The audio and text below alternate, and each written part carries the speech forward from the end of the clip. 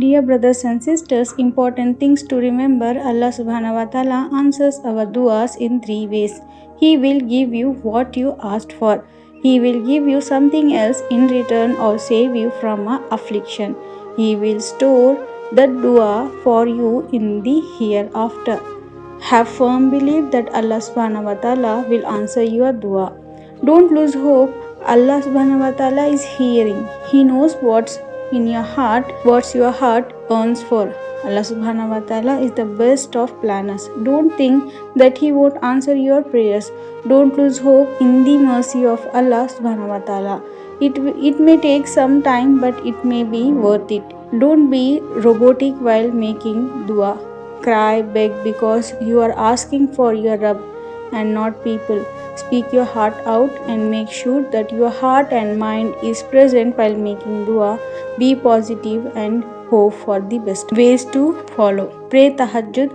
Tahajjud is best time for the acceptance of the duas. Abu Huraira that the Prophet Muhammad said, our Lord descends to lowest heaven during the third last of the night, inquiring who will call me so that I may respond to him.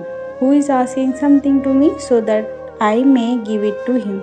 Who is asking for my forgiveness so I may forgive him? Imam Ash-Shafi said, the dua made during tahajjud is like an arrow that doesn't miss its target. Make duas at this time between adha and iqama, while in sujood, at the end of the obligatory salat, when it rains, after sending blessings upon Prophet Muhammad sallallahu alaihi wasallam, while visiting the sick, while drinking Zamzam water, and are on Friday, on the day of Arafah, on the night of Al-Qadr. Third, make dua for others. When you make dua for other Muslim without them knowing, the angels make the same dua for you. Anything you make dua, let's try to make sure that you sincerely make dua for others too. Make dua if you find yourself in any of this situation. Abu Huraira reports, the messenger of Allah subhanahu wa ta'ala, Muhammad sallallahu alaihi wasallam said,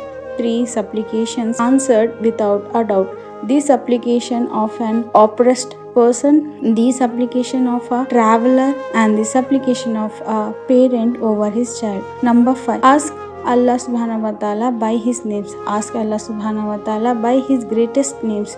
For example, Ya Tawwab, O acceptor of repentance, accept my repentance. Ya Sami, the all-hearing, grant me ease in all my affairs. Indeed, you hear all prayers. Remove the al when invoking Allah subhanahu wa ta'ala with His names. Do you know why? Say Ya Razzaq, not Ya Al-Razzaq, for example. Send blessings upon the Prophet Muhammad sallallahu alaihi wasallam before and after making dua.